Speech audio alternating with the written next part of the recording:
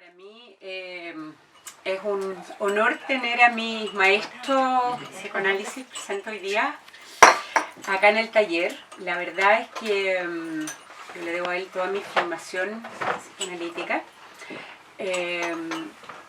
Jaime, yo creo que fue lejos el profesor que yo tuve en la Universidad Católica. No solamente es el psicoanalista, sino que como tal, psicoanalista titular, psicoanalista didacta, formador de generaciones, fundador del Instituto Chileno de Psicoanálisis, que dirigió por muchos años, y que en Chile fue un espacio de oasis en realidad durante todo el tiempo de la dictadura, porque fue un espacio de libertad de pensamiento. Jaime también fue profesor de la Escuela de Teatro. Y la verdad es que yo creo que era difícil, siendo alumno de la universidad, no ser seducido por el psicoanálisis cuando un profesor iba combinando el psicoanálisis con la filosofía de Heidegger, con la literatura, con la música, con el cine. Uno no se daba cuenta cómo ya había elegido corriente en realidad, oyendo a Jaime Coloma. No había opción en realidad. Así que para mí es un honor. Un papelón, imagínate. Bueno, muchísimas gracias por invitarme a estar. Y estas son instancias muy interesantes para trabajar y pensar y reflexionar. Y yo las siento así, me gusta mucho esta instancia. Pero creo que, dado mi atraso, que en realidad no fue mío, sino que fue del tráfico, te llamé a las 7:20, creo que y se demoró media hora en 3 cuadras. Imposible. Entonces, entremos mejor en materia. Tengo entendido, porque yo todo el tiempo he venido a hacer una clase sobre Winnicott. ¿Cómo? Pensando. Porque se me mezclaron nomás. Pero tengo entendido que hoy día sería bueno mirar, tenías tú la intención de que yo mostrara algo sobre el tema de la perversión. Así es. Ya. Un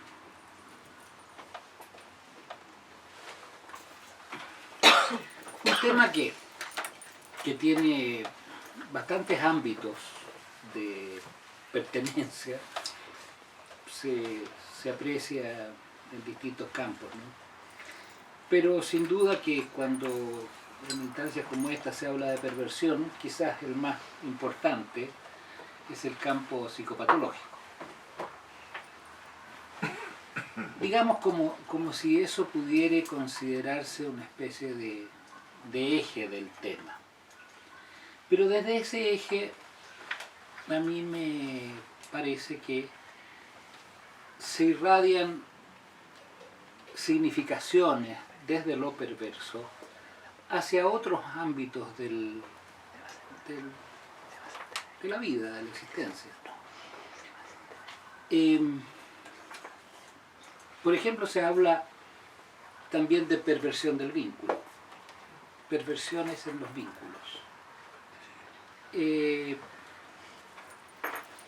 También se habla de perversidad de los motivos. Y quizás podríamos ampliar un poco esto, pero yo creo que situándonos en este campo, estoy diciendo, en este ámbito, entre perversión como psicopatología, perversión del vínculo, perversidad de los motivos, podemos abordar el tema de una manera que resulte por lo menos rigurosa o suficiente. La palabra perversión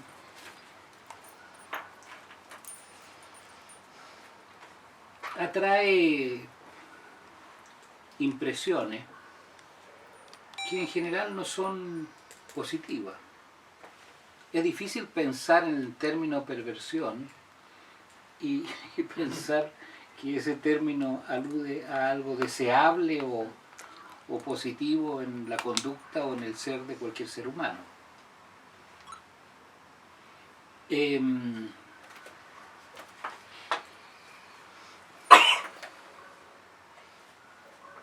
ese punto de vista, si ustedes quieren negativo, podríamos nosotros tomar en cuenta una etimología no rigurosa, una etimología, si ustedes quieren, fonética, que no es ninguna etimología. No creo que exista la etimología fonética. Pero yo con esto aludo a poder descomponer un poco el término desde el punto de vista de lo que suena con la palabra. Y lo que suena con la palabra es algo relacionado con la versión. Casi podríamos decir que podría entenderse por versión, por algo que versa, por algo que cambia. En ese sentido, creo que la palabra perversión incluye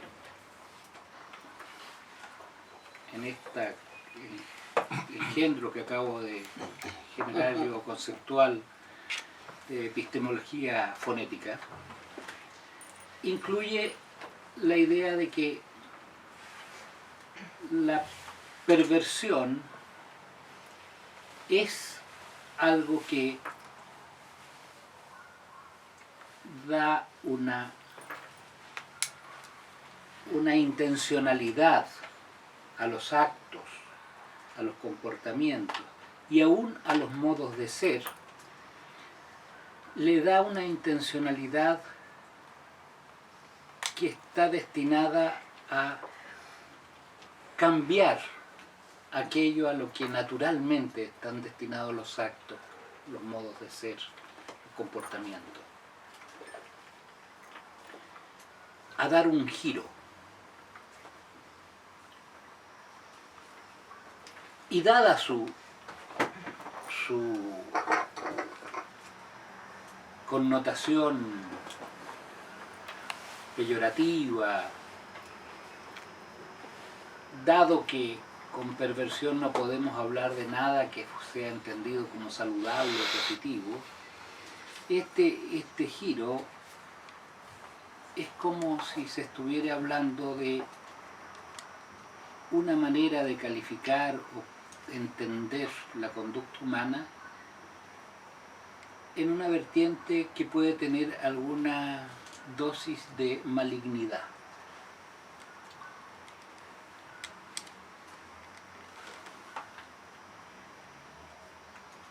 Yo pienso que Drácula, que estoy nuevamente leyendo con inmenso placer, Drácula es un personaje que de alguna manera concentra este aspecto de malignidad de la perversión. Independientemente de que esto sea aceptado, puede no serlo, yo pienso que en lo que se ve en Drácula hay elementos muy indicadores de lo que es lo perverso. Por ejemplo, el narcisismo de Drácula. Drácula es un personaje que concentra en sí un extremo narcisismo.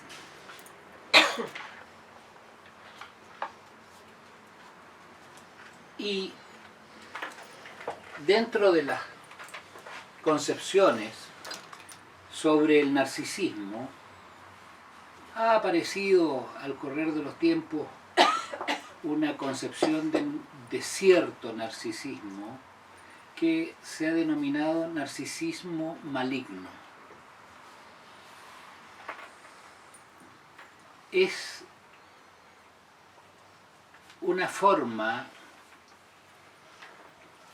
que tienen estas personas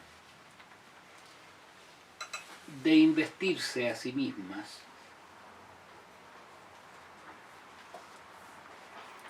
como es lo propio del narcisismo, la investidura del yo, es una forma que tienen estas personas de investirse a sí mismas de tal modo que no solo se aman, sino que además se permiten la satisfacción de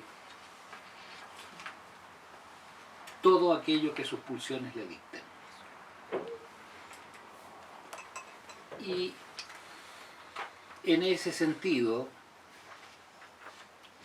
este narcisismo maligno, que está directamente relacionado con la perversión, un narcisismo maligno por sí perverso, este narcisismo maligno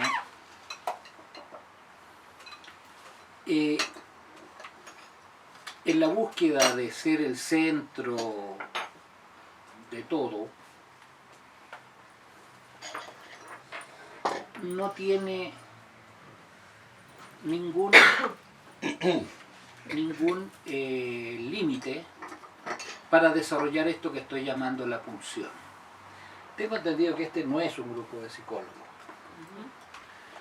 Entonces, estos términos imagino que pueden ser un poquitín enigmáticos.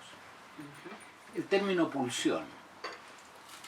El término pulsión, que en alemán se dice Trieb,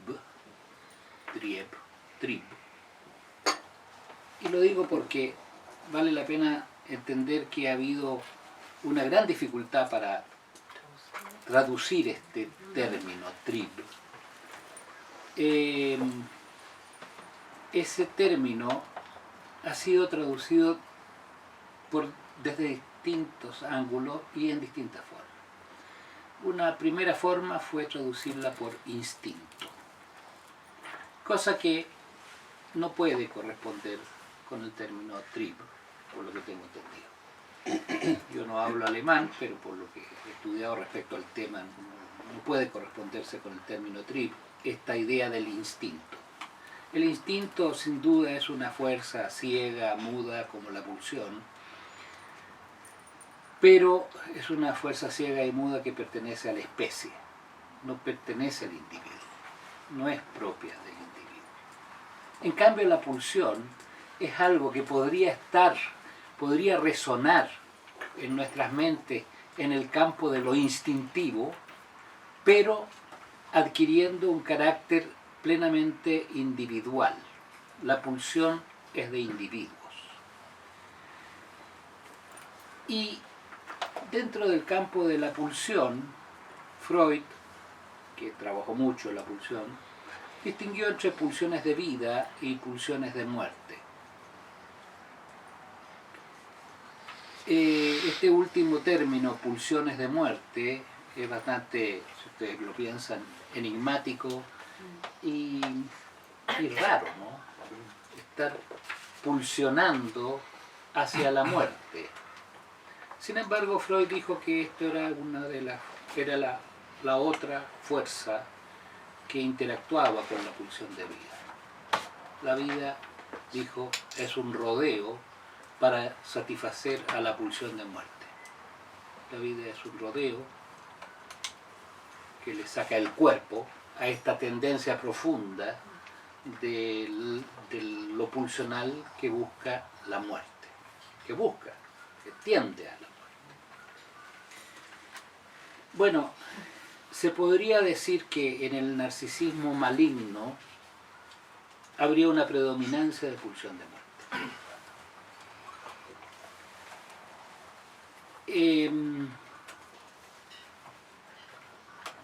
Esta potencia de la pulsión de muerte del narcisismo maligno nos permite, dado lo que dije hace un rato, entender que en la perversión habría la satisfacción de una fuerte tendencia a darle curso a la pulsión de muerte, a partir de que la perversión se instala como narcisismo maligno. No sé si me estoy explicando. Quizás, si no me lo estoy explicando, podrían preguntarme. Yo estoy dispuesto e interesado en aclarar. Como que la perversión actuara a través del narcisismo maligno y encontrara ahí su manera de hacerse cuerpo. La perversión, en alguna forma, no puede independizarse de un modo de comportamiento. O sea, la perversión se comporta. La perversión es conductual también. Obviamente que en ese sentido es una conducta que está impregnada de esto que estamos tratando de resolver como perversión. Y entonces, la pregunta tuya es que no sé si lo entendí bien, por eso cuéntame. me pareció entender que en el fondo la perversión de alguna manera se hace cuerpo a través del narcisismo maligno, o encuentra ahí su modo de actuar y finalmente como materializarse. ¿No es eso lo que te quiso? Podría ser, ¿eh? Podría ser. Lo que sí estoy como vacilando en la respuesta porque estoy pensando que también habría que entender que el narcisismo maligno es una característica de la perversión, es un rasgo de la perversión, un componente de la perversión. Entonces, en ese sentido, sin duda que el narcisismo maligno en su expresión es una forma a través de la cual se puede vehiculizar la perversión, pero la perversión en sí misma está impregnada de narcisismo maligno. Bueno, yo elegí a Drácula. Drácula difícilmente podría uno pensar que no está marcado por un narcisismo maligno y por una perversión. Como, bueno, es una figura literaria. Si uno quiere hacerle justicia a lo literario, tendría que pensar en muchos otros determinantes, pero lo estoy usando de una manera que casi no corresponde clínicamente.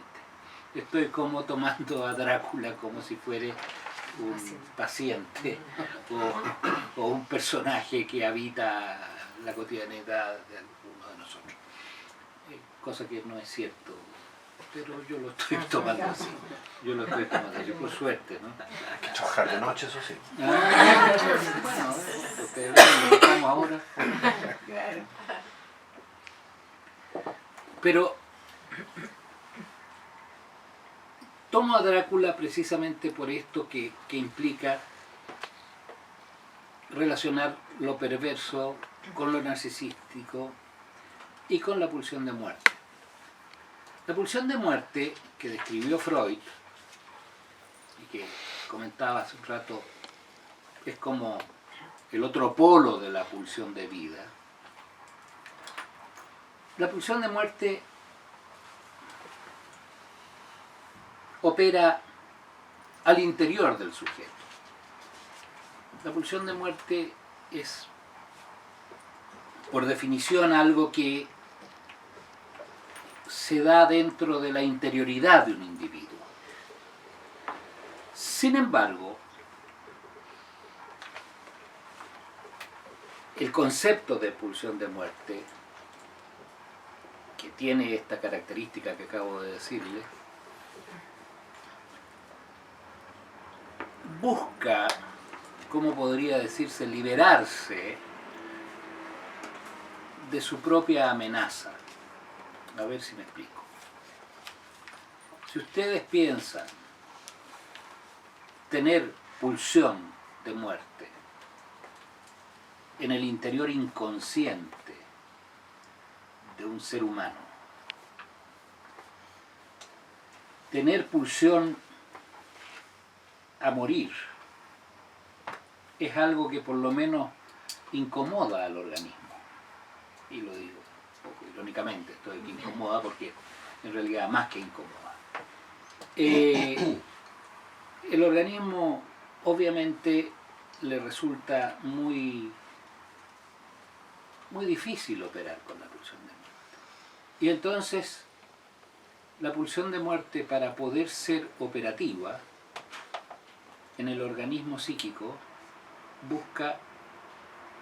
encuentra la externalización de sí misma a través de la agresividad. O sea, es la agresividad la que de algún modo aparece en la interacción con los demás y que, en fin, dentro de esta conceptualización, representa la presencia de la pulsión de muerte. Es complicado esto, estoy diciendo. No existiría perversión si no está dirigida al otro. ¿Cómo? No existiría perversión si no está dirigida a otro, al otro, digamos. Tiene que existir, salir del individuo para relacionarlo con lo externo. ¿Será? Claro que me desvío un poco de lo que estaba diciendo. Pero Pero en fin. Sí.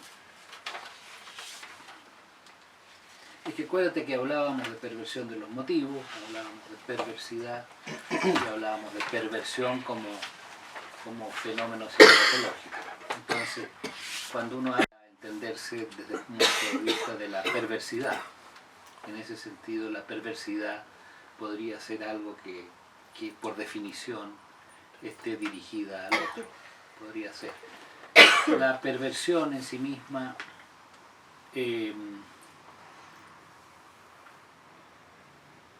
se satisface en lo que se llama el gozo. El gozo es algo que generó como concepto Lacan, Jacques Lacan, y que, para hablarlo aquí, así un poco más rápidamente, se podría decir que es el placer de la pulsión de muerte. O sea, si el placer es el beneficio que obtiene la pulsión de vida, de hecho la pulsión de vida implica trabajo y el placer se obtiene por trabajo. El placer no emerge así. El placer se logra tener placer. Se preparan estas cosas para tener placer. No es que esté implícito. Es importante esto si es que estamos definiendo conceptos, porque el gozo no tiene esta característica del placer. El gozo no se obtiene por trabajo. El gozo emerge como una vivencia en el desenvolvimiento de algunas conductas, de algunas formas de expresarse, de algunos comportamientos. Pero no como un rédito, no como un logro, sino como algo que está incluido en ese hacer. O sea, el gozo es distinto del placer porque está inmerso en el acto mismo. Es como si con un acto yo podría obtener placer, pero desde el punto de vista del gozo, ese acto es en sí mismo gozo. ¿Eso es objetivo o depende de cada sujeto? ¿Cómo? ¿Eso es objetivo o cada sujeto lo ve como lo quiera ver? No, el concepto es objetivo. Okay.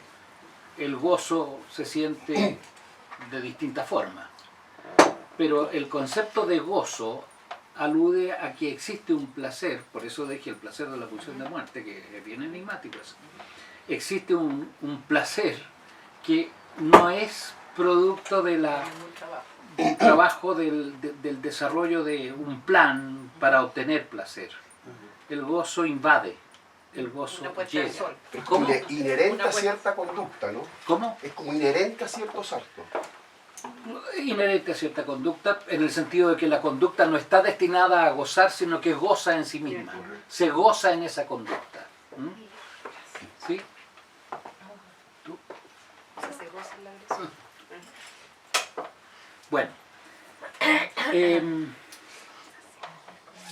Entonces, ¿qué pasa? ¿Qué pasa? La Titi dice que piensa que bailar es Bailar podría ser un gozo. como un gozo. Y bailar con el hombre que es de otra sería más placer. placer. Se nos- ¿Más La- qué? porque hay que La buscarlo perdimos, eso. la Porque yo perdimos. digo, si uno baila, para mí eso es gozo, porque viene solo con el baile. Pero es distinto llegar a un lugar y lograr bailar con el hombre que le pertenece a otra y ya lo buscaste, ya hay un plan. Eso sería más perverso, de alguna manera.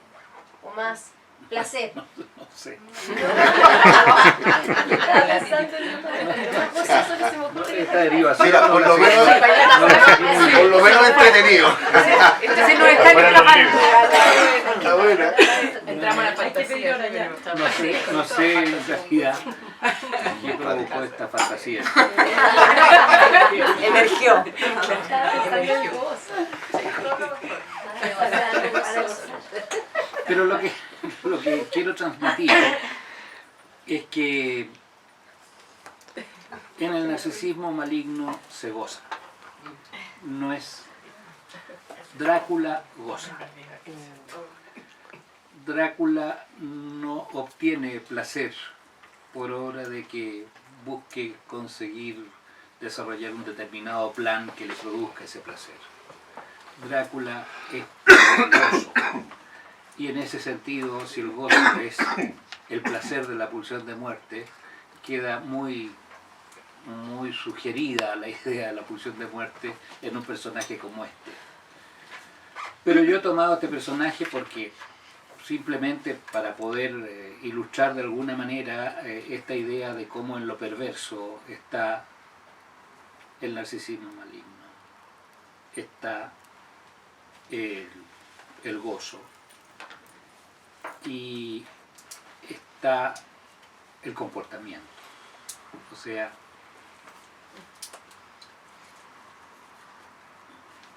no se hace una conducta para obtener gozo, se comporta gozando, la conducta misma lleva el gozo. Una conducta que se repite además. A ver, Porque Drácula, por ejemplo, repite un tipo de acto sí, sí. que es siempre el mismo para obtener el... Bueno, la palabra repetición es bien importante dentro de nuestros códigos conceptuales. Sin duda, tú tienes razón. Y de algún modo, cuando hablamos de la pulsión de muerte, una de las características de la pulsión de muerte es que precisamente repite. O sea, se repite. La ¿Podría, pulsión de... ¿Ah? por favor, ahondar un poco más en el concepto de la pulsión de muerte? ¿Ya? No sé el resto, pero es difícil entenderlo. No sé si te es difícil entenderlo por esto de que algo que enuncié hace un rato, ¿cómo puede ser posible que el ser humano busque la muerte? Eso es.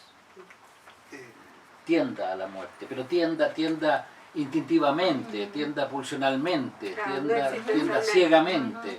No que tienda a la muerte porque tiene tendencia suicida, no que tienda a la muerte porque es heroico, no que tienda a la muerte, sino que tienda a la muerte, tienda a morir. Es por eso que...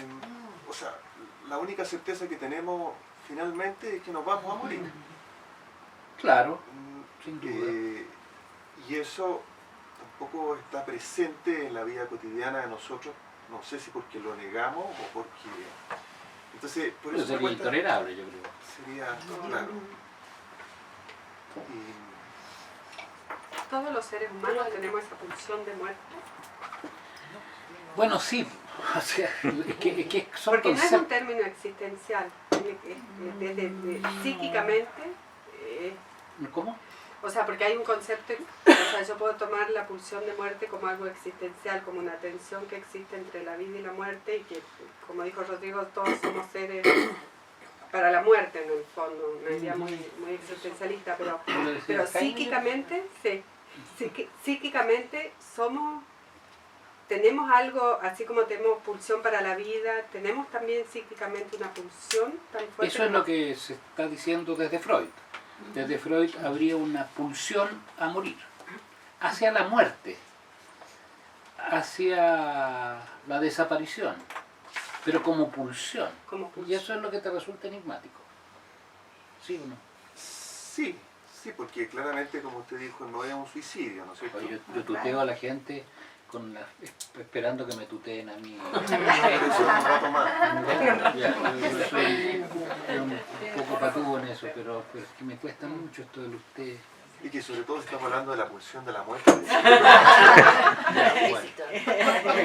Bueno, dime. No es un suicidio constante, ¿no es cierto? Es un acercarse a la realidad de la muerte. Yo creo que tal vez el concepto de pulsión, Jaime, hay que precisarlo un poquito más. ¿Qué significa que la pulsión? Pero eso decía, pulsión, como les decía, pulsión viene de trip. Y trip primero fue traducido por instinto. Esto se descartó porque el instinto es una fuerza ciega, es una energía que busca un fin, pero pertenece a la especie. O sea, el instinto es propio de la especie. Después se tradujo por impulso, trip. Se tradujo por impulso. Y entonces tampoco resultó. Fue una traducción que fundamentalmente tuvo mucha influencia norteamericana, la idea de traducir, a pesar de que impulso es una palabra en castellano, pero el modo como todo lo que implica la palabra impulso tiene esta especie de influencia norteamericana, lo que hace que la palabra impulso sea entonces una muy mala traducción, porque todos los norteamericanos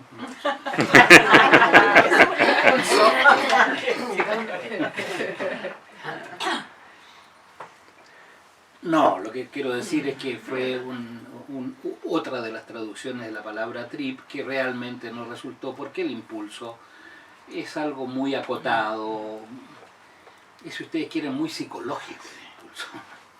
Y con esto estoy diciendo algo que sirve para la definición de pulsión, porque la pulsión no es solo psicológica, es orgánica también. Tiene un trasfondo orgánico fuerte, potente.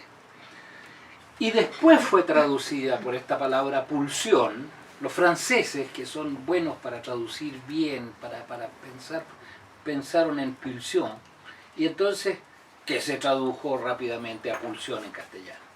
Y entonces, esta palabra pulsión tiene estas connotaciones semánticas, instinto, impulso, pero tiene una particularidad mayor.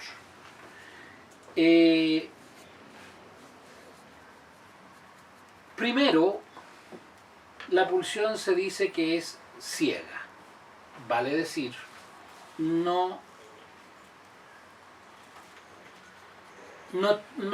opera en función de un objetivo, no está mirando hacia algo, es algo que se impone al organismo psíquico.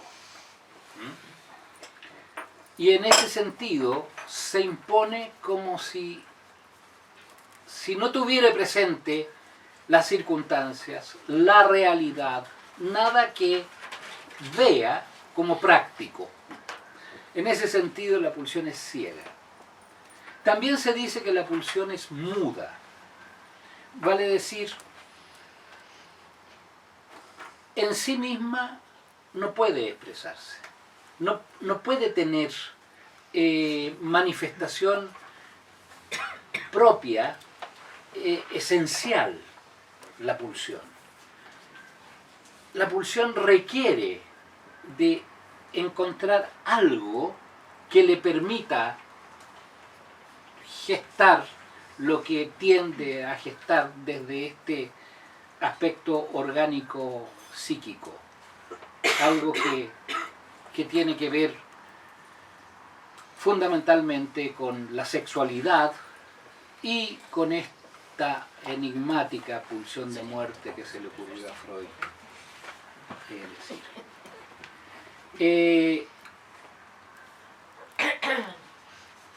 Pero una pregunta, esta pulsión de muerte, tú dijiste que se manifestaba a través, por ejemplo, la agresividad. La pulsión de muerte De en sí conducta. misma no puede manifestarse, sino que tiene que externalizarse. O se externaliza. Se externaliza a través de la agresividad. O sea, Y de otra- pero la agresividad no es pulsión de muerte. Exactamente. La agresividad es pulsión de muerte enlazada con pulsión de vida. La agresividad tiene un propósito. Pero la fuente pulsional de la agresividad sería la pulsión de muerte. Lo que logra la pulsión de vida es hacer de esta tendencia profunda y casi asesina de la individualidad, hacer de eso algo que se externalice, que se salga hacia afuera, se agrede a otro, no me agredo a mí misma. Con la pulsión de muerte, el único agredido soy yo. Con la agresividad logro sacar esa agresión a mí mismo y ponerla en función de otro. ¿Y solo la agresividad o, por ejemplo, también la maldad o no sé, la envidia? Bueno, la maldad envidia? yo creo que tiene una connotación valórica que no estaría muy cercana a todas estas connotaciones pulsionales, digamos, y que, bueno, Pero la envidia, por ejemplo. buen punto. La envidia fue definida por una de las más importantes psicoanalistas, autoras psicoanalíticas, Melanie Klein. Fue definida, y ella y otro psicoanalista muy importante que se llama Bion, con B larga Bion, definieron la envidia como la manifestación de la pulsión de muerte, la manifestación clínica de la pulsión de muerte. O sea, cuando tú envidias, tú lo que estás haciendo es expresar algo que no tiene ningún interés en la creatividad. O sea, que sería la pulsión de vida. Tú envidias y buscas la destrucción. Esa es la envidia. La envidia implica dos componentes, más, pero dos fundamentales. Uno, la admiración. Y otro, el odio a lo admirado. Eso es lo que justifica la envidia. Y es más o menos obvio. Difícilmente podríamos envidiar algo que no admiramos. ¿Cómo vamos a admirar lo mediocre? Y la envidia produciría gozo. El ejercicio de la envidia produce gozo, sí. Como expresión de pulsión de muerte. Pero solo el ¿Pero cómo? ¿Cuál es? No. El ejercicio de la envidia está en todo. Si la pulsión de muerte está en todos los seres humanos, se define así. Esto parece una especie de prédica, ¿no? El padre Coloma. Claro, no tengo interés en convencer a nadie. Lo que sí es, desde el punto de vista de las definiciones, la pulsión de muerte se define de esta manera y se define en interacción con la pulsión de vida.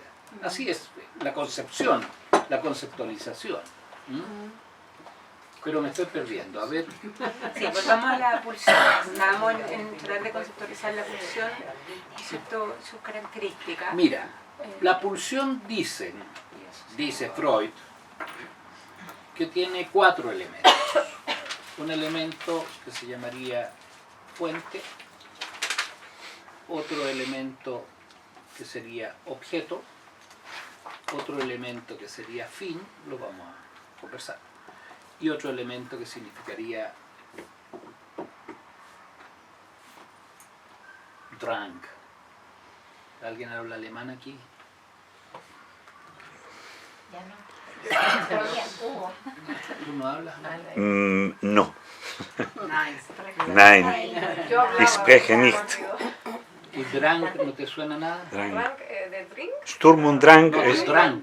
¿Ah? Sturm und, Drang. Sturm und Drang, pero ¿Cómo se traduce? es que cuando se habla en literatura se habla de Sturm und Drang, prácticamente no se traduce, ¿no? ¿Cómo no se traduce? No, como tormenta. Es como claro. Drang sería, sería algo relativo a fuerza. Fuerte torbellino. Es torbellino, tormenta, pero en el sentido de fuerza, de energía, de intensidad.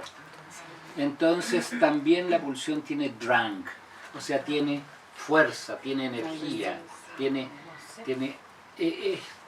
¿por qué uno no simplemente podría decir, bueno, la energía, la pulsión? Porque hay alguna cierta particularidad en esto de traducirlo desde determinados lados, porque es algo más que simplemente fuerza, pero sí tiene que ver con que la pulsión tiene este drang, que es una característica que Freud le agregó al final, después de mucho tiempo. Durante mucho tiempo definió fuente, fin y objeto. La fuente de la pulsión es una fuente más bien orgánica. Proviene de cierto desequilibrio orgánico que moviliza al sujeto a, voy a decirlo de forma redundante, a pulsionar hacia algo, a tender hacia algo. La palabra tender un poco representa la palabra movimiento hacia algo.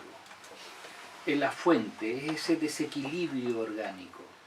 El objeto de la pulsión es aquello con lo cual se puede satisfacer aquello que el desequilibrio produce en el sujeto de anhelo, de búsqueda, de deseo, podría ser, de necesidad. El objeto es el que de alguna manera satisface aquello que el drang impulsa a buscar. ¿Me explico? Impulsa a buscar. Y el fin de la pulsión es el gozo. ¿Ah? Es el gozo. Es la descarga. Y esa descarga, si nosotros tomamos los conceptos de gozo, esa descarga es gozosa. Es gozosa. O sea, pero el fin es la descarga.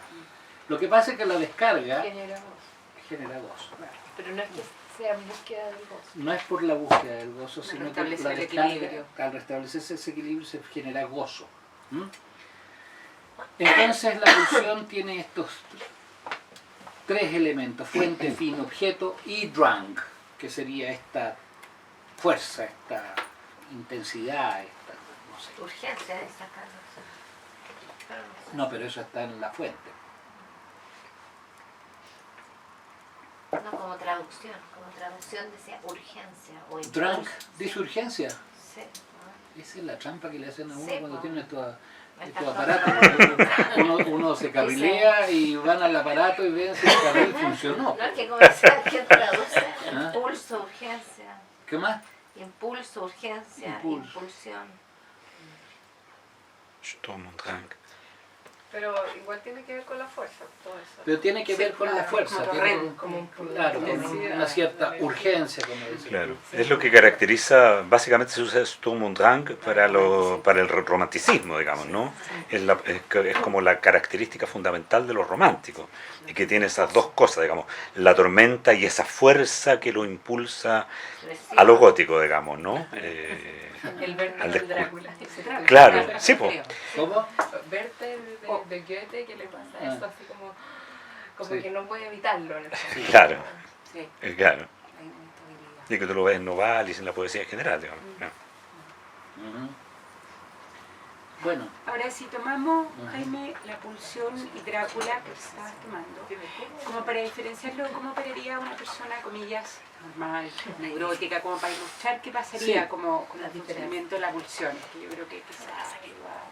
claro, yo a Drácula lo tomo más bien como una especie de ilustración de lo perverso y que personifica en la descripción del personaje lo perverso. Sin embargo, yo estaba hablando de que lo perverso tiene distintas maneras de manifestarse. Y una de las maneras de manifestarse es lo que se llama la perversión del vínculo.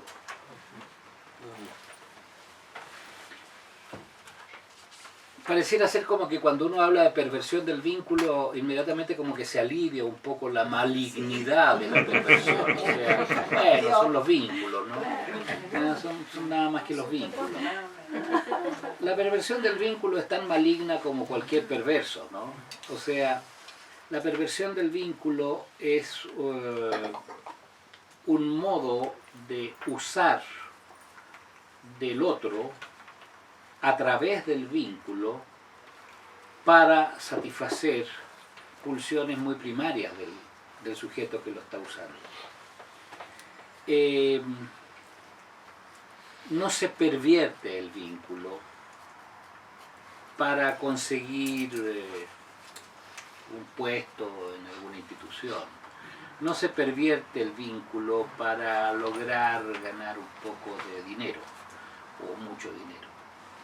El vínculo, cuando se pervierte, está siendo objeto de algo muy básico y muy primario. En la perversión del vínculo, el otro no es considerado como otro. El otro, me sentí Maturana cuando dije, el otro como otro, todas esas cosas. Pero no caigamos en perversiones y dejemos a Maturana fuera. Yo lo que quiero decir es que el vínculo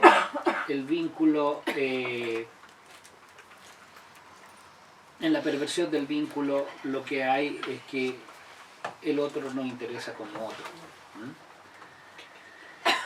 Pero lo importante de esto es que la perversión del vínculo, si bien tiene esa malignidad, es algo que opera en cualquier relación humana. Es algo que puede darse de cualquier forma en cualquier relación humana. La perversión del vínculo está presente en los momentos más inesperados de las relaciones con los demás. Lo que implica que en cualquier relación humana puede haber esta dosis de malignidad. Y eso de nuevo nos lleva a pensar en el narcisismo primario y en la pulsión de muerte. O sea, en cualquier relación humana están en juego estas dimensiones que parecen solamente propias de la psicopatología y que no son solo propias de la psicopatología. Los psicoanalistas trabajamos sobre ese principio. Nosotros no nos escandalizamos con un paciente cuando registramos que un paciente en determinada forma de su discurso está mostrando algo perverso. Y podemos mostrárselo sin malignizarlo y sin calificarlo. Podemos mostrárselo de una manera que permita entender cómo estas cosas están en juego en el correr de toda. Cuando usted dice que se puede dar Yo voy a cualquier empezar a relación, a la gente. Dígame. Se refiere a que digamos, esto se puede dar con cualquier frecuencia o estadísticamente, o se refiere a que los seres humanos todos potencialmente tienen la pulsión de muerte. Todos los seres humanos no tienen potencialmente lo tienen, tienen la pulsión de muerte. Eso es lo que he dicho. Desde este punto de vista conceptual, si esto no es una prédica, como les digo, no vengo aquí en nombre de Dios a decirle que tenemos la pulsión de muerte. Lo que estoy diciendo es que conceptualmente la definición del concepto de pulsión de muerte implica que todos tenemos pulsión de muerte y que la vida se explica por la interacción entre pulsión de vida y pulsión de muerte. Tanto que Freud llega a decir esta frasecita que les decía, que la vida es un rodeo para poder alcanzar la muerte. Para poder alcanzar la muerte. No es un rodeo para quitarle el cuerpo a la muerte. sino que es un rodeo que tiene como intención ese rodeo lograr el fin de la muerte. Es pulsión de muerte. En lo íntimo de nuestro inconsciente existe esa tendencia profunda y primitiva a morir. ¿Qué importa esto? Bueno, importa porque, por ejemplo, esto que tendría que externalizarse, porque tiene que externalizarse, no puede quedarse ahí porque si no morimos. Una de las maneras de externalizarse es la perversión. O sea, esta pulsión de muerte, a veces, en ciertos individuos, alimenta la perversión. Pero también alimenta la perversidad. Y también alimenta la perversión del vínculo. O sea, cuando nosotros estamos en la perversión del vínculo, por ejemplo, nosotros cuando estamos distorsionando nuestros vínculos en términos de llevarlos hacia una intencionalidad distinta de aquello para lo cual estamos planteando el vínculo. Por ejemplo, tenemos un vínculo amoroso y cuando en ese vínculo amoroso nosotros introducimos algo que está destinado a hacer aparecer el amor como un modo de dominio del otro, allí se está pervirtiendo el vínculo. Y eso puede ocurrir en cualquier situación.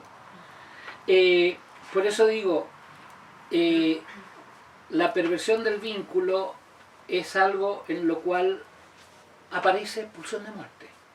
Pulsión de muerte porque destruye aquel vínculo, por ejemplo, amoroso, o un vínculo productivo, o un vínculo creador, una unión con otro que está destinada a la creación.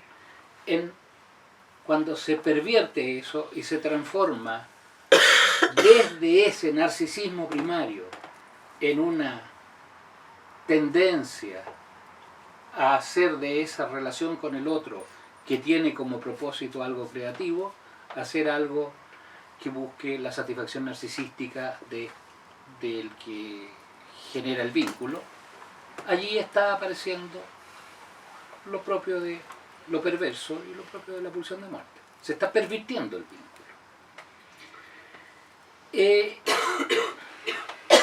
También existe lo que se llama la perversidad como concepto,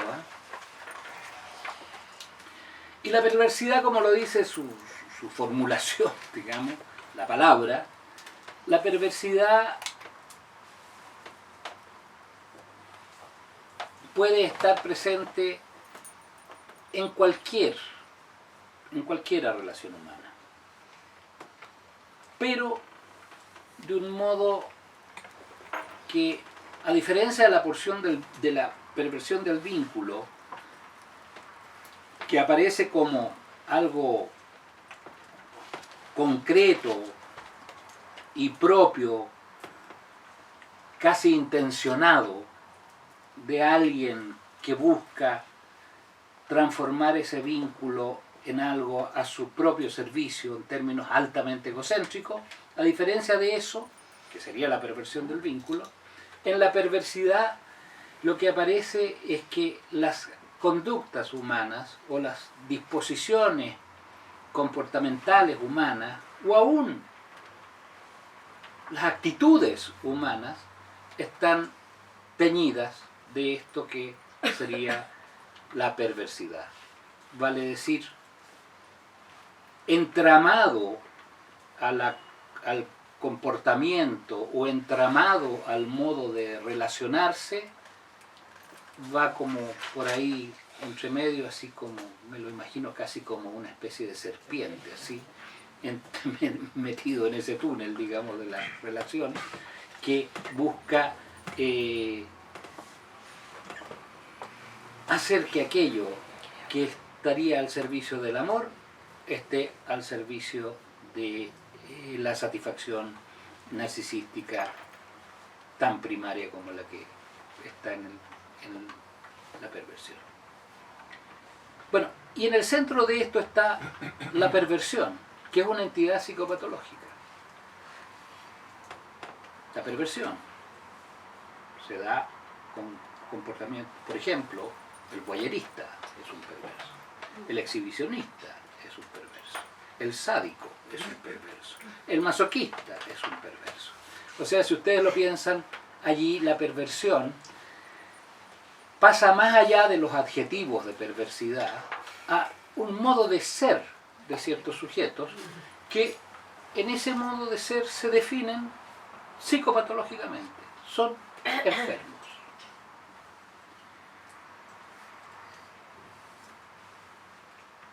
Sin duda todos tenemos algo de eso, sin duda todos tenemos algo de exhibicionismo. Yo no estaría haciendo esto si no tuviera algo de exhibicionismo. Sin duda todos tenemos algo de voyerismo. Ustedes no estarían en lo que están si no tuvieran algo de voyerismo. Sin duda todos tenemos algo de eso. Pero lo que ocurre es que cuando un individuo hace de su vida un destino que busca constantemente satisfacerse sexualmente, es decir, experimenta orgasmo. Cuando un individuo hace de su vida esto y experimenta orgasmo, o sea, es sexual, a través de estas situaciones, bueno, tenemos allí un perverso. Un voyerista no solo le gusta mirar una escena sexual, experimenta un orgasmo cuando mira la escena sexual. Un exhibicionista también le pasa lo mismo. Digamos, la connotación sexual es concreta, es casi como que reemplaza al acto sexual en esto de un perverso. Y allí tenemos un caso, como les digo, psicopatológico. O sea, ya pasa de la adjetivación de la conducta. Ya es alguien que no puede sino vivir con esto. No sé si ustedes recuerdan el vampiro de Düsseldorf. El vampiro de Düsseldorf, en un momento dado, en un pasaje que yo lo encuentro bellísimo y magistral, cuando estás a punto de estás siendo juzgado por los mendigos, ¿no? ¿Te acuerdas? ¿No se acuerdan? Sí, los globos. Claro, pero cuando está ya es llevado ahí a ese, no sé quién lo quiera, en que están los mendigos juzgándolo a él. Él ahí hace, yo no lo recuerdo ya literalmente, desgraciadamente, pero hace una impresionante defensa de la pulsión. O sea, el vampiro de Düsseldorf, allí Peter Lorre, cuando está hablando, ese actor increíble, empieza a decir, ustedes no saben, prácticamente eso es lo que es, ustedes no saben lo que es la pulsión. Y ahí hace una defensa de lo pulsional de una manera que es tremendamente impresionante, porque esa defensa de lo pulsional está justificando la pedofilia. Porque el vampiro de Düsseldorf era un horrible pedófilo. No solo se satisfacía sexualmente, sino que mataba a las niñitas, ¿no? Y entonces, pero para justificar eso, este genio de la actuación que era Peter Lorre muestra con un aspecto que es casi como llorando casi, muestra cómo él no puede sino hacer lo que hace. Él no puede. No. Como que les dice, entiendan. ¿Cómo se puede entender eso? No sé si quieren que conversemos un poco. Yo quería hacerte una última pregunta antes de como abrir a las preguntas, porque sobre la relación entre perversión y confusión.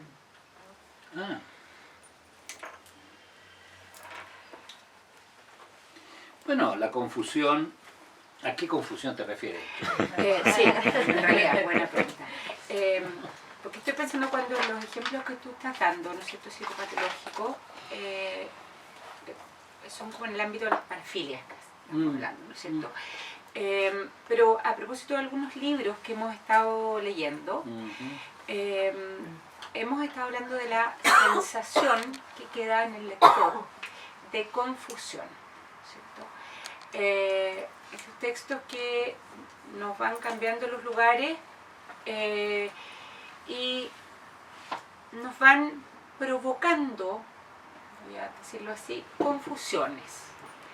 El lugar en que uno está puesto como lector de repente es cambiado.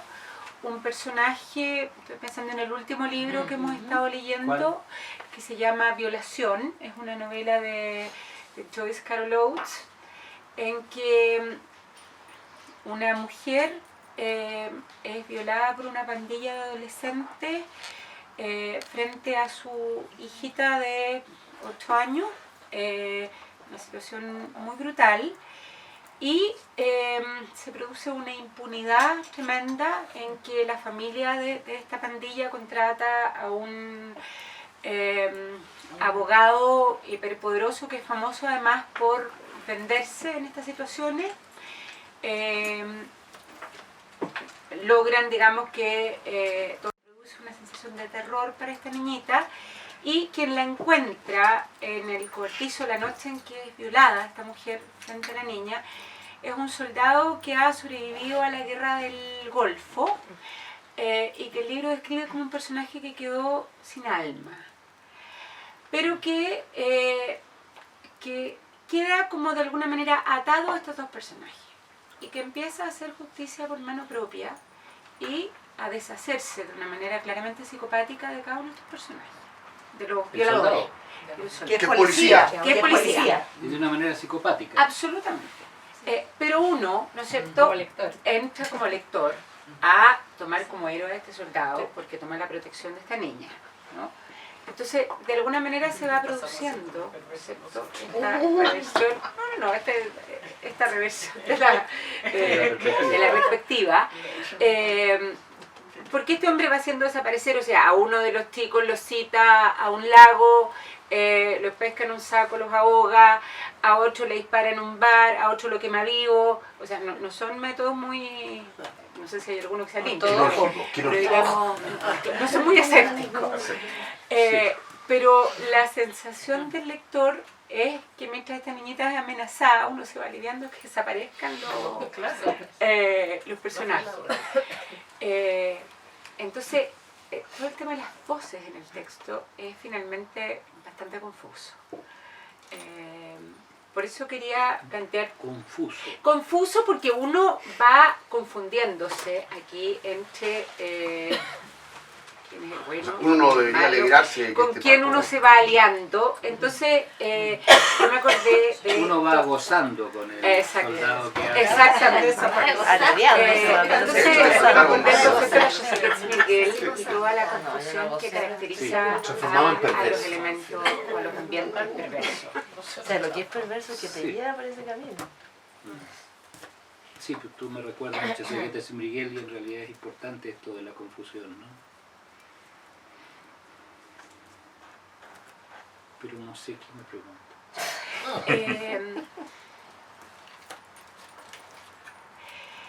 Somos perversos. No. A ver, porque hemos hablado solo desde la pulsión, ¿no es cierto? Pero también yo recuerdo de tus clases, ¿no es cierto?, que tú ponías como un tema bien importante en el tema de la perversión, ¿no es cierto?, el tema de los límites, el tema de la ley del padre, el tema de la confusión en cómo se arma lo perverso. Entonces quizás sería interesante plantearlo, porque también hay elementos, no sé si llamarlos ambientales, ¿no es cierto?, en cómo se arma lo perverso en términos de los ambientes, de la... Bueno, yo intencionalmente no he hablado de esto de la ley del padre porque en realidad eso abre hacia lo lacaniano y ya lo lacaniano es mucho más complejo y no hay tiempo. No, por supuesto, Por eso no hablé de la ley del pero de los límites de una sociedad, por ejemplo, donde las cosas son tremendamente confusas quizás, o donde todo vale igual. Bueno, para mí, en mi concepción de la cosa, aquello no podría dar lugar a nada perverso, excepto descriptivamente. Pero que esa descripción de un comportamiento que aparece como perverso, para mí, en la medida en que no represente algo que está inmerso en la condición de un sujeto perverso, en esta forma de entender la vida de un sujeto perverso, si no está inmerso en eso, yo tengo la impresión de que estas perversiones no tienen la connotación tan peligrosa de lo que es la perversión vera, la de verdad. Yo creo que por eso hablaba de la perversión de los vínculos. La perversión de los vínculos, como decía, que esto es algo de lo que tú estás diciendo también, la perversión de los vínculos, yo decía, tiene toda la malignidad propia de lo perverso, pero sin embargo los vínculos no necesariamente se preservan como perversos constantemente. O sea, puede haber una perversión del vínculo, pero eso puede abandonarse por otro tipo de vínculo en otro momento en que hayan otras circunstancias, otras condiciones. Y entonces no da cuenta de este perverso, el perverso psicopatológico, el enfermo, que siempre va, Sí, la parafilia. que siempre va a ser perverso. No sé si te contesto. Y esa persona perversa Yo creo siempre que tiene... voy a tener que comerme esto porque Sí. me está distrayendo. El placer. ¿Cómo? Esa persona perversa siempre necesariamente o no genera estos vínculos perversos. ¿Cuál es el rango de acción o como de qué le impacta ser perverso? Esa persona perversa, pues, soy yo. No, está sonando allá por lo menos. Debe ser yo. Ah. Que está allá. Dos lados. Sí. No, que estoy por El la... ring es un avión especial. Tú me decías, esa persona perversa, Claro, al ser perverso también sus relaciones necesariamente o tiene que motivar algo más esa relación. yo creo que un perverso hecho y derecho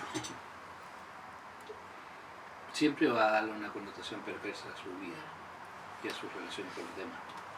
Creo. Si es un perverso vero, no si es una perversión... Tomo y lomo, sí. ¿Ah? Perverso de tomo y lomo.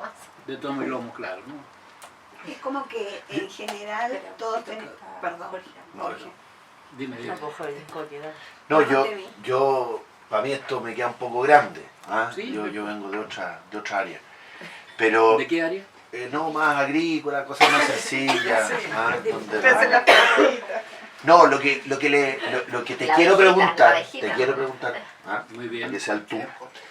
No, que yo veo que a mí me interesa mucho esto, la perversión de los vínculos, porque me da la impresión que hoy día todos atentamos y la sociedad atenta contra los vínculos personales. ¿Ah? De partida los medios tecnológicos, el teléfono, y donde las personas en el fondo somos todos bastante individualistas, faltan líderes, que es un problema tremendo que hay hoy día en este país, en nuestro país y en otros. Entonces, ¿cómo se maneja o estamos produciendo perversos Que potenciales? esos no son perversos. ¿No? No, pero Esas en no el- son perversiones. ya, no son perversiones.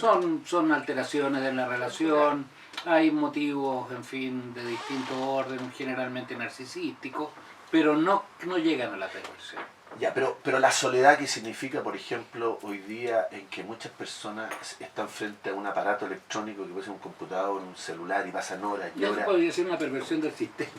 No, sí, pero yo digo, ¿para dónde vamos? O sea, ¿qué estamos construyendo? Porque uno ve, por ejemplo, en Estados Unidos hoy día mismo ya mataron a 2 personas más en la Universidad de California estos locos que hay por todos lados. Muchos se inspiran en la televisión o en series, donde de los juegos, por ejemplo, los PlayStation y todo, donde son tan reales de que los tipos de repente se disfrazan de ninja o lo que sea y salen a matar gente.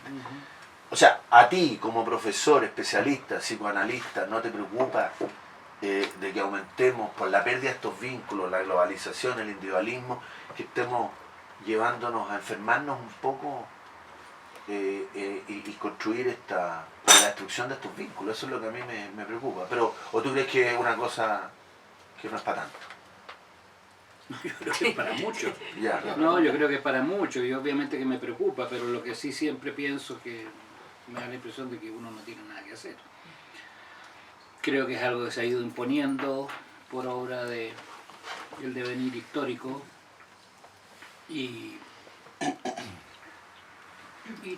tengo la impresión de que, no sé qué implica lo que voy a decir, pero que hay algo del capitalismo que oculta un elemento de perversión con alguna facilidad. Yo no digo que el capitalismo sea perverso, pero yo creo que el capitalismo tiene condiciones, y el capitalismo lo que nos rige, tiene condiciones que pueden hacer, digamos, apto, pueden generar mayores facilidades para el ejercicio de lo perverso en los vínculos laborales, en los vínculos personales, creo. Bueno, un expresidente lo dijo, claro. ¿Ah? Un expresidente que murió hace poco. ¿Quién?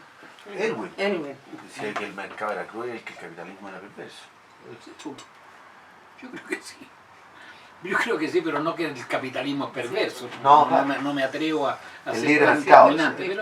pero sí pienso que hay ahí una ambientación apta para que las situaciones de poder, que tienen mucho que ver con la perversión, las situaciones de poder...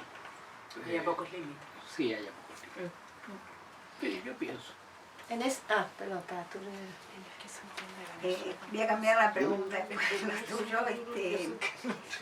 ¿Puede curarse un perverso? Yo creo que no.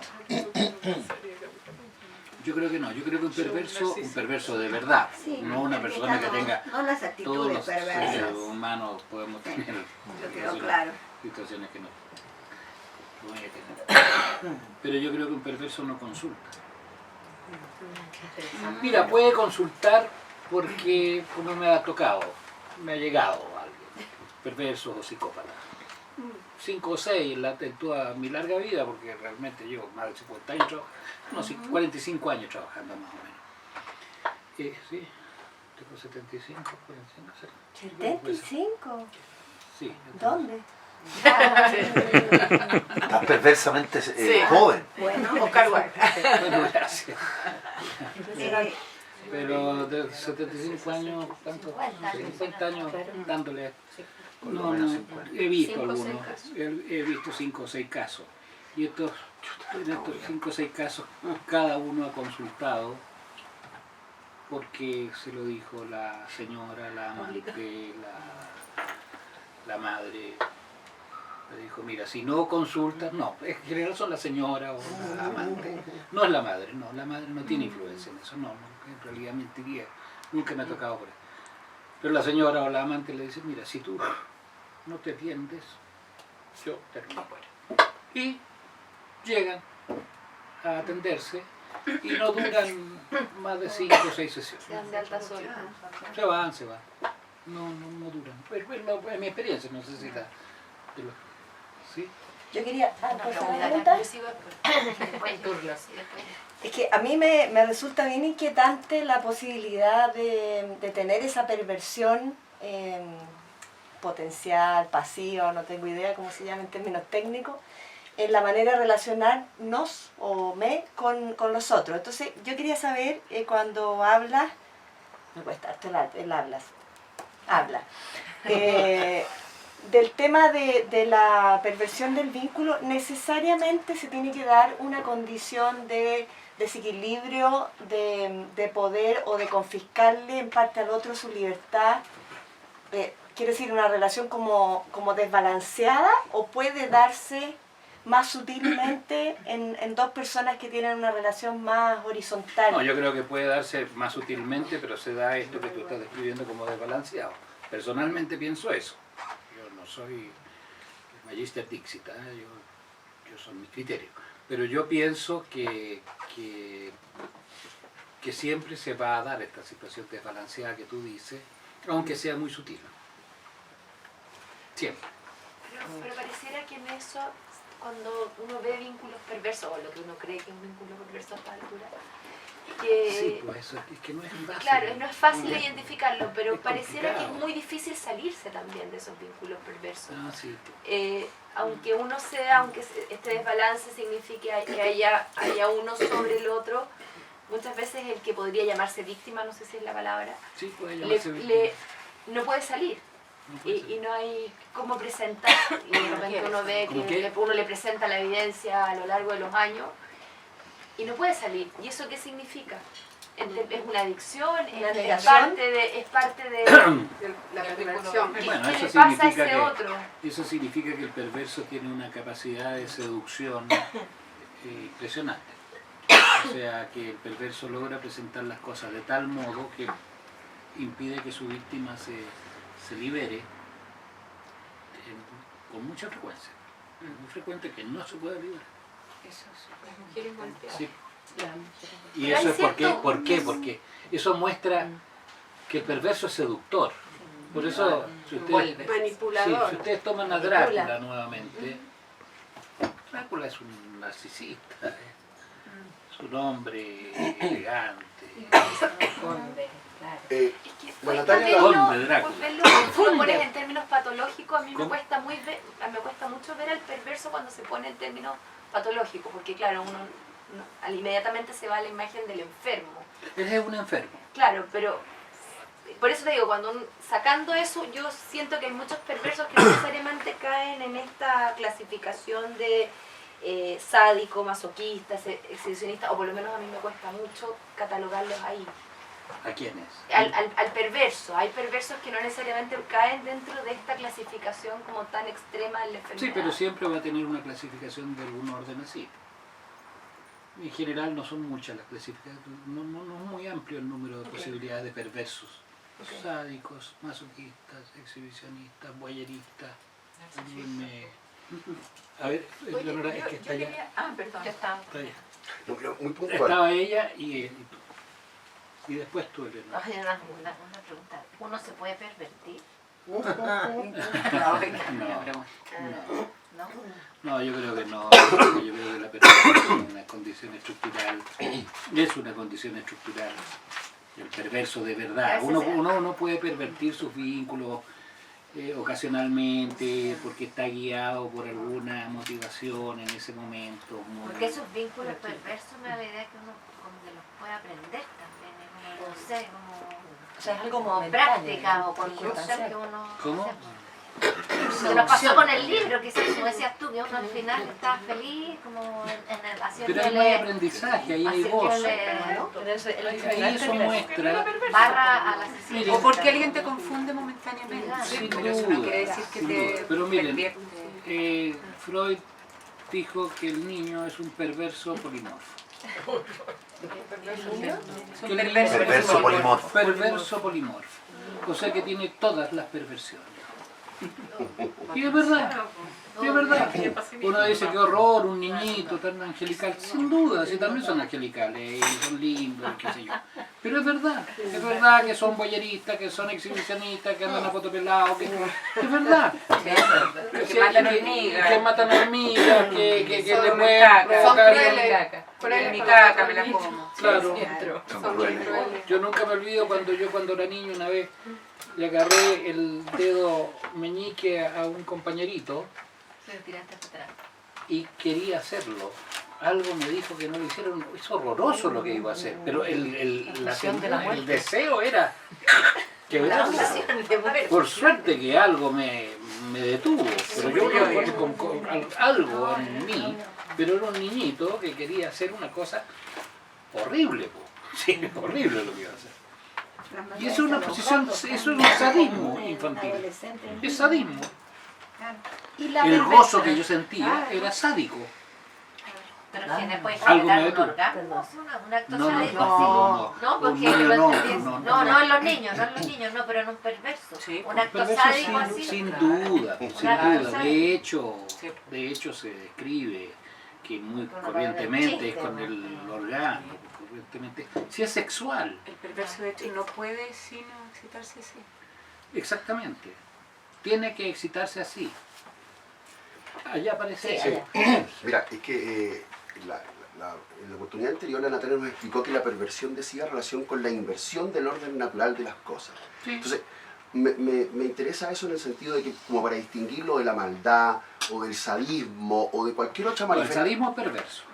Ok, pero lo que me interesa que me aclares es cuando estamos en presencia de la perversión, significa, porque me imagino que es bastante más que la sola seducción, como dijiste recién, ¿no? En el sentido que el perverso No, lo que hace es te anula por la vía de invertir el orden natural y hasta el concepto de las palabras, lo que las cosas significan, tal que te quedas sin elementos de defensa en el fondo, ¿no? Te hace ver el mundo al revés. Es eso, ¿no? Sí, pero eso lo logra a través de una maravillosa seducción. Claro. Tú es un experto en seducción. Son inteligentes. Logra presentar algo que tú tendrías que repudiar Claro. como si fuera atractivo. Y que para lograr eso hay que ver que hay que... Está bien, pero no tener requiere habilidad. entonces eso, porque si te van a pasar, es que espérate, si te van a hacer pasar lo blanco por negro a través de la seducción, no requiere entonces en el seducido también cierta manera de ser tal que al final terminas comprándole el cuento. Excepto que sea un niño No hablo de un excepto- adulto. o Pero excepto imagínate que sea un adulto muy frágil. Porque también hay adultos que son sumamente frágiles y que pueden ser objeto de... Sí, yo quedé un poco a mitad de camino con el concepto de perversidad. Me cuesta un poco visualizarlo porque me va quedando más claro estas distinciones, ¿no? De perversión del vínculo. Pero perversidad, si me puede explicar... Se un llama poquito más. perversidad de los motivos la idea. Vale decir que son en el plano de las motivaciones que tenemos los seres humanos, se incluye este elemento de perversidad cuando cuando la motivación implica usar a otro para su propia satisfacción sexual o derivada de lo sexual. No necesariamente va a ser sexual concreta. En ese sentido, no necesariamente va a llevar a un orgasmo, no necesariamente va a llevar a un orgasmo, pero sí va a haber una derivación de lo sexual. O sea, van a ser comportamientos que tienen una modelación sexual, desde lo sexual. O sea, yo creo que es necesario hacer esa indicación de la sexualidad siempre presente en la perversión. Leonora, ¿tú querías decir algo? No, yo quería decirte que por el tenor de las preguntas y todo, que no sería bueno hacer una distinción entre perversión y psicopatía. Ah, Porque la verdad es que todas estas cosas que allá decían de lo que está pasando hoy día, yo creo que tienen mucho que ver con lo psicopático. Todo Claro. lo que aparece en las radios, en las televisiones, los muertos cada 2 minutos, etcétera, los asesinatos, los femicidios, en fin. Yo creo que van por una línea que no es necesariamente la perversión. Entonces me parece que quizás sería bueno hacer esa distinción. sin duda, porque la psicopatía, bueno, los alemanes hablan de la psicopatía como las neurosis, pero no hablemos de eso, porque la psicopatía tal como a la que tú te estás refiriendo y es la que usamos nosotros, es la psicopatía que tiene más bien un cierto, como concepto, un cierto origen más norteamericano. Pero no importa nada de eso, lo que importa es que la psicopatía define una conducta, un tipo de conducta. Y es un tipo de conducta que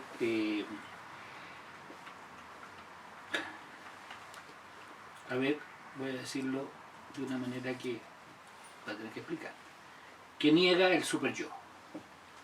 Dentro de las instancias que Freud describió como yo creo que ustedes eso sí lo saben. Sí, Ellos, yo y super yo, ¿no es cierto? Y el super yo representa la internalización de la ley o de las normas con las cuales podemos convivir. Quizás valga la pena recordar que el super yo se gesta por internalización de la ley que representan las figuras parentales.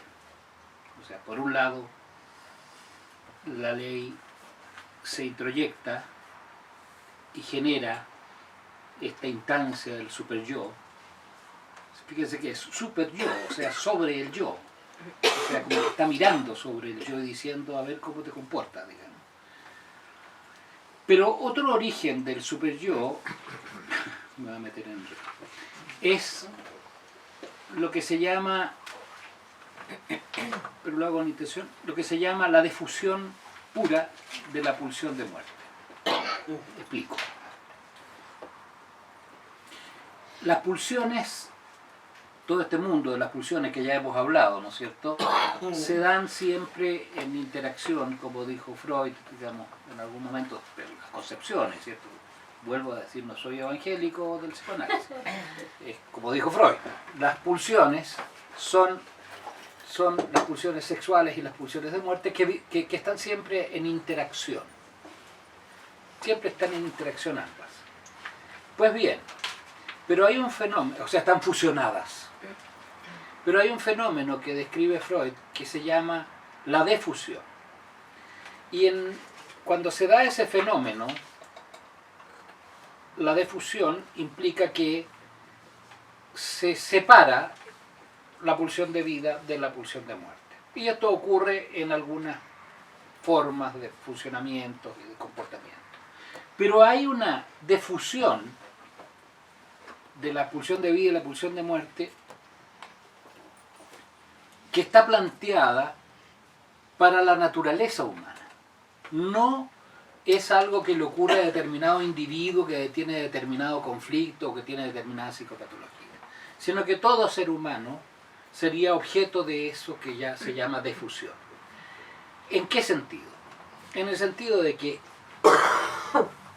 en todo ser humano, dado los conceptos freudianos, se daría un super yo. Y este super yo, como les decía, se produce por la internalización de las normas que les transmiten los padres a los niños. Esto se hace, esto no se hace, esto es sucio, esto es feo, esto es bonito. Por introducción de eso. Pero también por esta defusión de la pulsión de muerte. Esta separación, esta independización que hace la pulsión de muerte de la pulsión de vida, que alimenta al super yo. ¿Qué importancia tiene esto? Que cuando el super yo le pone normas al yo,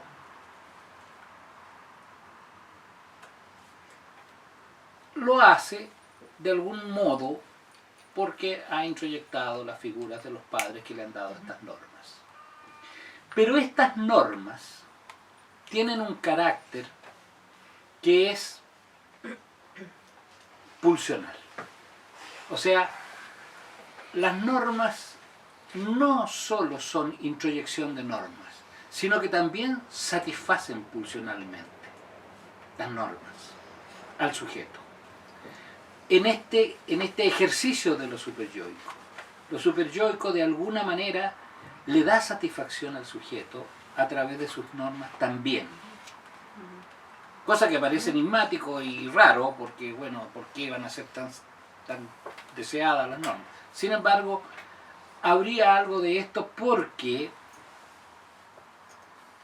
en el superyo se construye por esta difusión de la pulsión de muerte y por lo tanto, cuando hay una norma, de algún modo se está satisfaciendo una pulsión.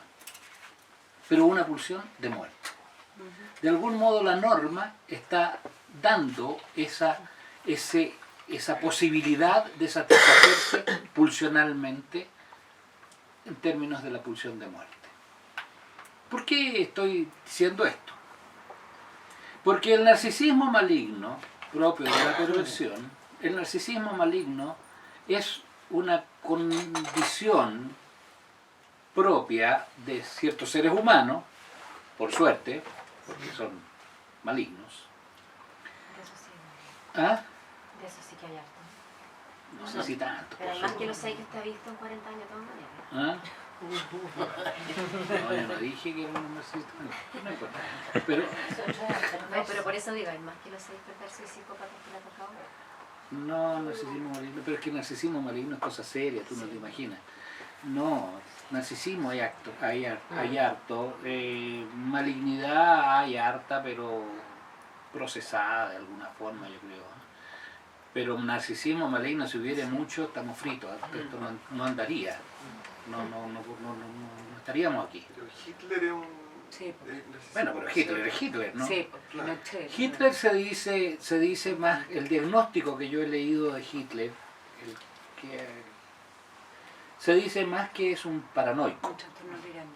Un paranoico. De hecho, Hitler se dice que es el único caso de paranoia pura que se conozca. Porque la paranoia, lo paranoide se puede ver en muchos comportamientos y muchas condiciones entre las cuales estamos nosotros.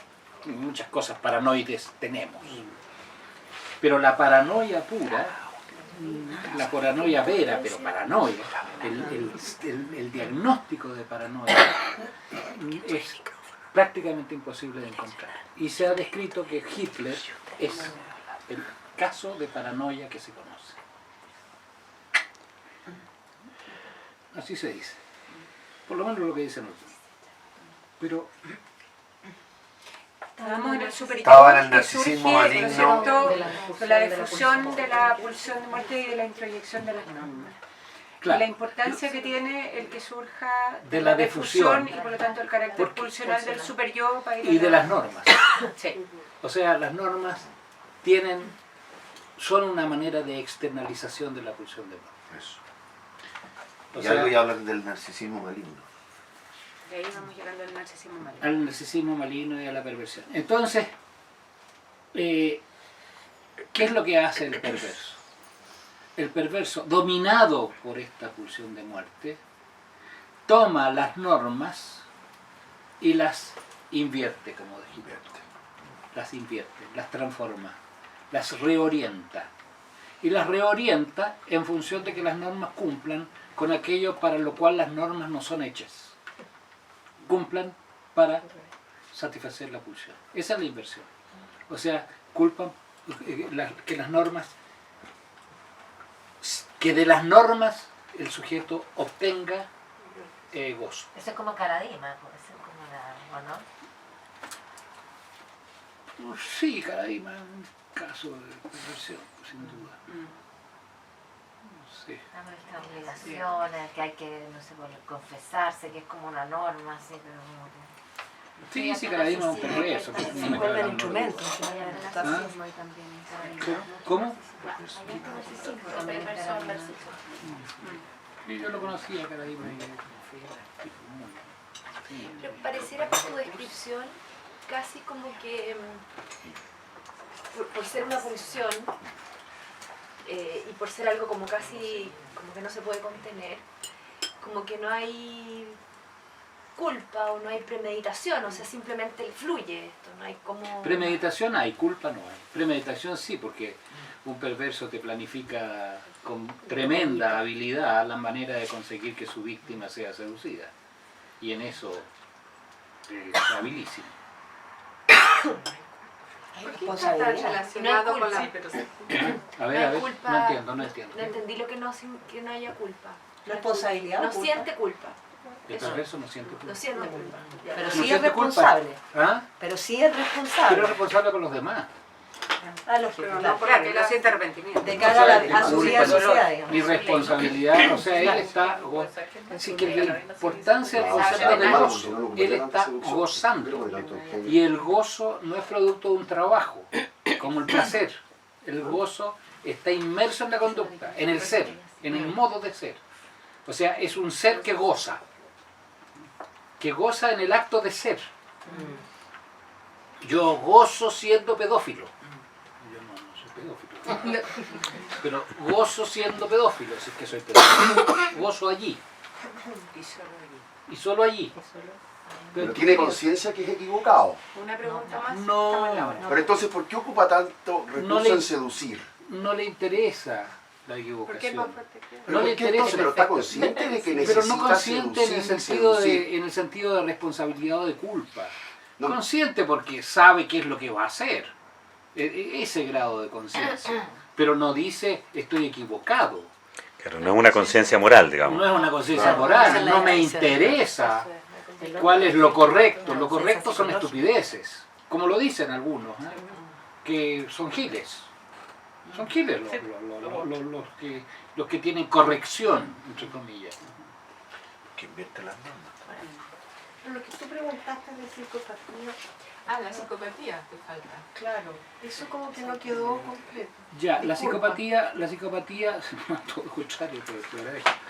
La psicopatía es una condición psicopatológica por la cual una persona ejerce una conducta que se podría describir siempre como de alguna manera delictual, destinada a usar del otro para satisfacer sus propios deseos o pulsiones. Y entonces esto lo hace de un modo absolutamente desligado de todo sentimiento de culpa. El psicópata tiene una tremenda inteligencia para poder lograr obtener víctimas que le permitan satisfacerse, y tiene una gran capacidad de análisis de la realidad por el mismo motivo. O sea, el psicópata tiene un juicio de realidad fino y preciso. Lo que pasa es que ese juicio de realidad está destinado a satisfacer sus intereses psicopáticos. ¿El narcisista también tiene el mismo juicio de realidad que el psicópata? No, es que el narcisismo es otra cosa. El psicópata puede ser narcisista, pero es que el narcisismo es una condición que en ciertos individuos se da como una caracterización del individuo. O sea, existe el narcisista. Pero el narcisismo también impregna las conductas de muchos modos de ser. Y entonces, en distintos grados, en distintos niveles. Pero ese narcisista, el que es un caso de narcisismo, no es un psicópata, necesariamente. Puede serlo, puede serlo. Sino que ese narcisista, yo recuerdo uno que vi alguna vez. Es el caso de narcisismo más llamativo que he tenido en la consulta. Un hombre muy atildado, muy elegante, muy bien peinado, muy bien presentado. Que me consulta precisamente porque su pareja le dijo que o consultaba o chao. Y la consulta duró también muy poco el tiempo, pero me recuerdo que ese hombre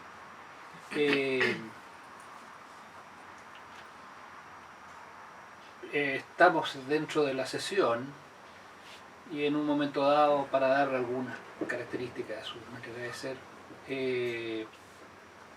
saca, supongamos de ahora, 300.000 pesos, me los deja en una mesa así, me dice, bueno, para que se pague.